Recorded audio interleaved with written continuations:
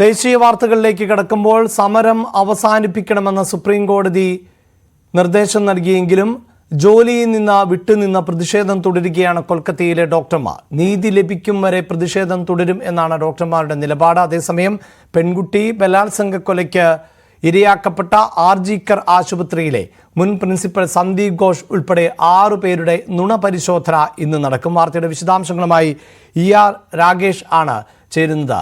രാകേഷ്, നേരത്തെ ഈ കോടതിയുടെ ഇടപെടൽ ഉണ്ടാകുന്നു, സമരക്കാർക്ക് നേരെ ഒരു നടപടിയും ഉണ്ടാകില്ല എന്ന ഉറപ്പ് ലഭിക്കുന്നു, ഇരയ്ക്ക് നീതി ലഭ്യമാക്കും എന്ന ഉറപ്പ് ലഭിക്കുന്നു. പശ്ചിമ ബംഗാൾ സർക്കാരിനെ സുപ്രീം കോടതി അതിരൂക്ഷമായി വിമർശിക്കുന്നു. അങ്ങനെയൊക്കെയുള്ള പശ്ചാത്തലം ഉണ്ടായിരുന്നു. അതുകൊണ്ട് തന്നെ സമരം അവസാനിച്ചു എന്നാണ് പ്രതീക്ഷിച്ചത്. പൂർണ്ണമായും അത് അവസാനിച്ചിട്ടില്ല. ഇപ്പോഴും ഡോക്ടർമാർക്ക് ആ പ്രതിഷേധമുണ്ട് എന്ന് തന്നെയല്ലേ മനസ്സിലാക്കേണ്ടത്? അഭിലാഷ്, രാജ്യവ്യാപകമായ പ്രതിഷേധം അവസാനിച്ചിട്ടുണ്ട്. പക്ഷേ കൊൽക്കത്തയിലെ ആർജിക്കർ ആശുപത്രിയിലെ ഡോക്ടർമാർ ഇപ്പോഴും പ്രതിഷേധത്തിലാണ്. കാരണം അവർ ചൂണ്ടിക്കാണിക്കുന്ന പ്രധാനപ്പെട്ട കാര്യം ചില ആവശ്യങ്ങൾ ഉന്നയിച്ചിരുന്നു. അതുകൊണ്ട് തന്നെ ആ ആവശ്യങ്ങളിൽ തീരുമാനമാകുന്നതുവരെ തന്നെ പ്രതിഷേധം തുടരും. അതായത് നീതി കിട്ടും വരെ പോരാട്ടം തുടരും എന്ന് തന്നെയാണ് അവർ വ്യക്തമാക്കുകയും ചെയ്തിട്ടുള്ളത്. അതുകൊണ്ട് തന്നെ ആർജിക്കർ ആശുപത്രിയിലെ ഡോക്ടർമാർ ഇപ്പോഴും പ്രതിഷേധത്തിലാണ്. പക്ഷേ കഴിഞ്ഞ ദിവസങ്ങളിലേതുപോലെ പൂർണ്ണമായി വിട്ടുനിൽക്കുന്ന സമരം ചെയ്യുമോ എന്ന കാര്യത്തിൽ ഒരു വ്യക്തത ഇനിയും വരേണ്ടതുണ്ട്. എങ്കിൽ പോലും പൂർണ്ണമായ രീതിയിൽ പ്രതിഷേധം അവസാനിപ്പിക്കാൻ കഴിയില്ല എന്ന് തന്നെയാണ് അവർ ആവർത്തിക്കുകയും ചെയ്യുന്നത്. ഏതായാലും ഇന്ന് നടക്കാൻ പോകുന്ന പ്രധാനപ്പെട്ട കാര്യം നുണ പരിശോധന നടക്കുന്നു എന്നുള്ളതാണ്.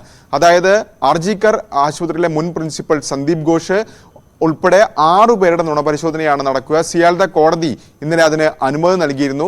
സന്ദീപ് ഘോഷിന്റെ കാര്യമെടുക്കുകയാണെങ്കിൽ സന്ദീപ് ഘോഷിന്റെ ഇടപെടലുകൾ പലതരത്തിലുള്ള സംശയങ്ങൾ ജനിപ്പിക്കുന്നതായിരുന്നു. പ്രത്യേകിച്ച് പ്രിൻസിപ്പൽ എന്ന നിലയിൽ ഈ ജൂനിയർ ഡോക്ടറെ മൃതദേഹം കണ്ടെത്തിയ മുറിക്ക് സമീപത്തുള്ള മുറികൾ അത് അറ്റകുറ്റപ്പണി നടത്താൻ അദ്ദേഹം നിർദ്ദേശം നൽകുന്നു. അതിനുശേഷം ഈ കൊലപാതകം നടന്നതിന് ശേഷവും മണിക്കൂറുകൾ കഴിഞ്ഞാണ് കുടുംബാംഗങ്ങളെ വിവരം അറിയിപ്പിക്കുന്നത്. അങ്ങനെ പ്രിൻസിപ്പൽ എന്ന രീതിയിൽ സന്ദീപ് ഘോഷിന്റെ ഇടപെടലിൽ വലിയ സംശയമുണ്ടായിരുന്നു. CBI തന്നെ നിരന്തരം ചോദ്യം ചെയ്യലിന് സന്ദീപ് ഘോഷിനെ വിധേയമാക്കിയിരുന്നു. ഈ ഒരു ഘട്ടത്തിലാണ് ഇപ്പോൾ നുണ പരിശോധന കൂടി നടക്കുന്നത്.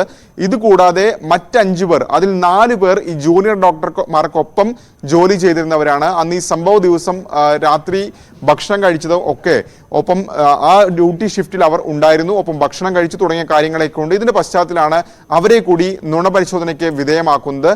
6ാമത്തെയാൾ ഒരു സിവിക് വളണ്ടിയർ ആണ്. അതായത് ഈ കേസിലെ പ്രതിക്കൊപ്പം ആ ദിവസം രാത്രി പലപ്പോഴായി ഇയാൾ ഉണ്ടായിരുന്നു, പലയിടങ്ങളിലും ഇവർ സഞ്ചരിച്ചിരുന്നു എന്നാണ് അന്വേഷണ സംഘം കണ്ടെത്തിയിട്ടുള്ളത്. ഇതിന്റെ കൂടി അടിസ്ഥാനത്തിലാണ് ഇയാളെയും നുണ പരിശോധനയ്ക്ക് വിധേയമാക്കുകയും ചെയ്യുന്നത്. ഏതായാലും ഇന്ന് തന്നെ അത് ഉണ്ടാകും, നുണ പരിശോധന ഉണ്ടാകും എന്നാണ് ഇപ്പോൾ CBI വൃത്തങ്ങൾ വ്യക്തമാക്കുന്നത്.